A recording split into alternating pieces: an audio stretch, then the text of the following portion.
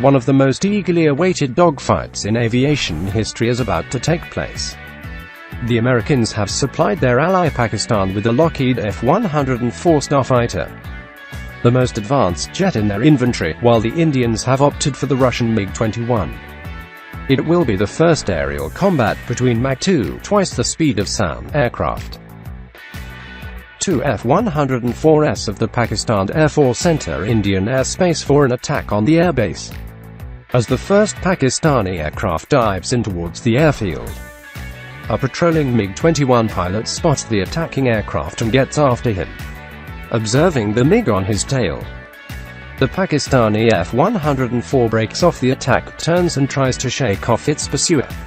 However, the Indian pilot pulls the MiG-21 into a tighter turn well inside the enemy plane and launches an air-to-air missile. It misses. In the meantime, the pilot of the second Pakistani Starfighter, the wingman, sees a second MiG-21 turning towards him. Realizing he's up against a much superior aircraft, he makes his escape. His captain, however, is not so lucky. He attempts to get away using sheer speed but realizes the MiG-21 is equally fast. The desperate chase now takes them over the shark-infested waters of the Arabian Sea. This time, instead of using missiles, the Indian pilot takes aim with his cannon and fires a long burst. Wise decision. Flashes on the F-104's metallic surface indicate a direct hit. Seconds later, the American-built aircraft spins out of control and crashes into the sea. The Indian Navy sends out rescue boats, but the Pakistani pilot is not found. At that speed, when you hit the water's surface, it's like hitting concrete. During the war, the MiG-21s were pivotal in giving the IAF air superiority, which played a huge part in India's victory. Military analyst Edward Coggins writes in Wings That Stay On, the role of fighter aircraft in war, that by the time the hostilities came to an end, the IAF MiG-21s had claimed 4 Pakistani F-104s, 2 F-6, 1 F-86 Sabre and 1 Lockheed C-130 Hercules. The Russian fighter had clearly won the much-anticipated air combat between the MiG-21 and the F-104, he writes.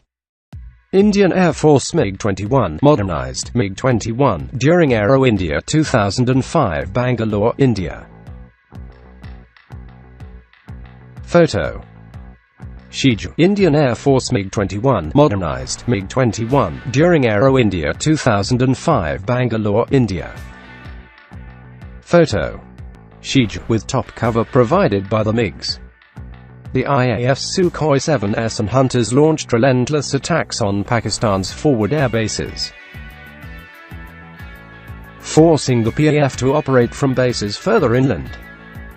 This curtailed the range, and the PAF aircraft were no longer able to attack freely, according to the IAF's official history of the 1971 war. From December 8, Western Air Command changed its tactics for counter-air and close air support operations. Deliberate attempts were made to attract the PAF's attention and invite aerial engagement. Strike missions were led by fighters which flew high enough to be seen on PAC radar screens. But the PAF refused to cooperate. Instead, there was a marked decline on attacks on Indian troops. The main reason why the PAF refused to engage in dogfights was the fear of encountering the MiG-21. The Pakistanis were now psyched by the multiplier effect of the MiG-21. The Russian aircraft was, to use an American football term, running interference for IAF bombers.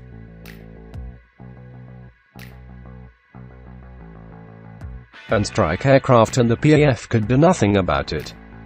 The MiG-21 proved to be a highly effective air defense weapons system, says the IAF.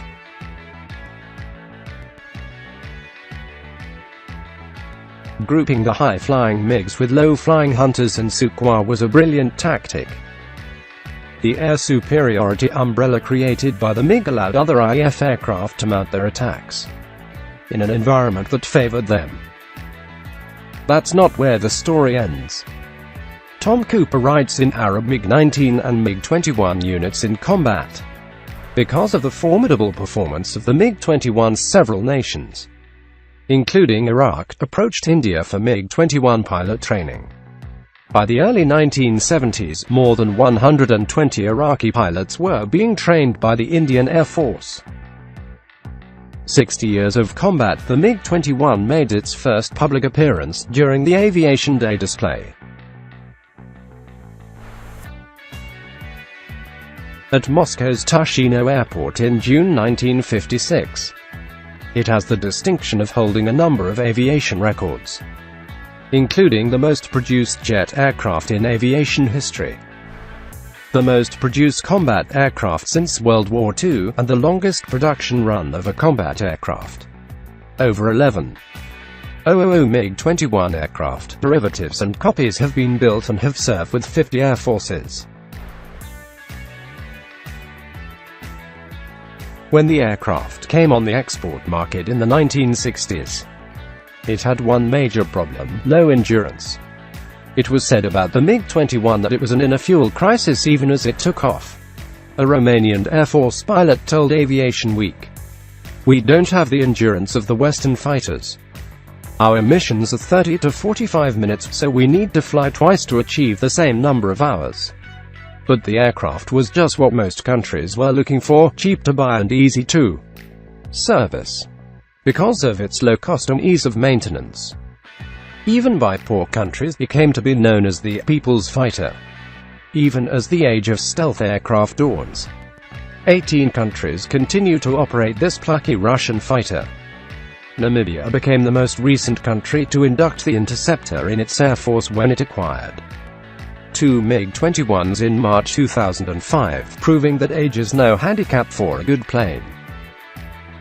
No fighter can survive this long and in so many air forces if it is not combat-worthy.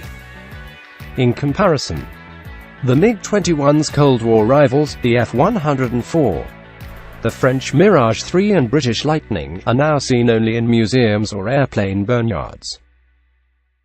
How India got the people's fighter, the MiG-21 wasn't the IAF's first choice. It was the Lockheed F-104.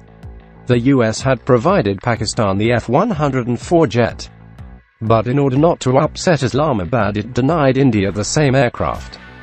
Satu Limay writes in US-India Relations that the US refused to sell India any weaponry,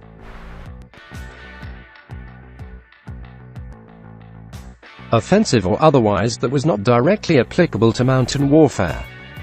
This led India to suspect the US was trying to nudge its defense capabilities in the direction of a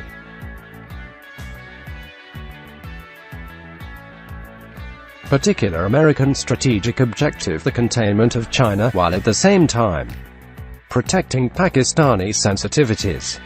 After being spurned by the Western powers, India turned to Russia. Moscow, which was looking for a major buyer, offered India full transfer of technology and rights for local assembly. 2 IAF MiG-21s flying information photo. IAF-2 IAF MiG-21s flying information photo. IAF in 1964, 2 years after the PAF got the F-104, the MiG-21 became the first supersonic fighter jet to enter service with the IAF. The Russians supplied the entire production facility, the engine plant was established in Koraput, and the fuselage in Kanpur. By the 1971 war, India had acquired 7 MiG squadrons comprising around 100 aircraft.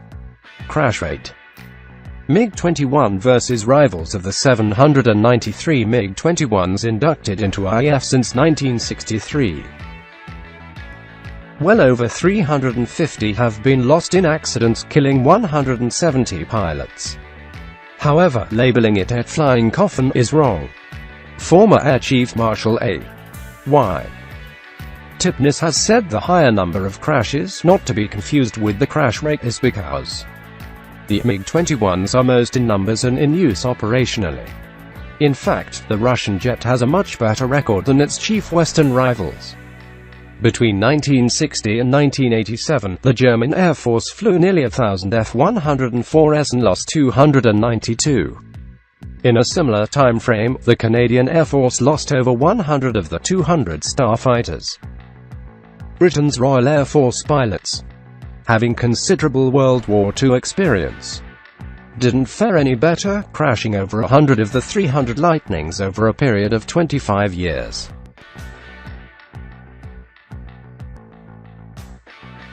In a report prepared for the U.S. Air Force School of Aerospace Medicine, C.J. Knapp and R. Johnson revealed that during a 19-year period from 1975 to 93 there were 190 Class A, or major, mishaps involving 204 F-16s and 217 aircrew. As we have seen, 18 nations, including NATO members Romania and Croatia, continue to stick with the MiG-21.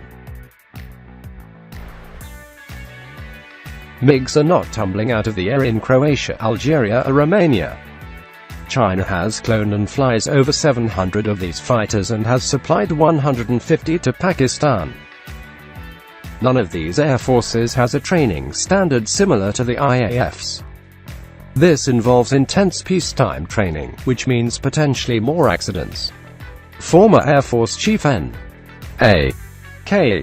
Brown has gone on record that he would rather lose pilots during training than during war. Flying into the sunset, bowing to pressure from Parliament after the trial by media. The IAF announced in 2013 that it would retire its entire MiG-21 fleet by 2017 with the Indian-built Tejas, but with the light combat aircraft not exactly experiencing beginner's luck. About 250 MiG-21s remain in service.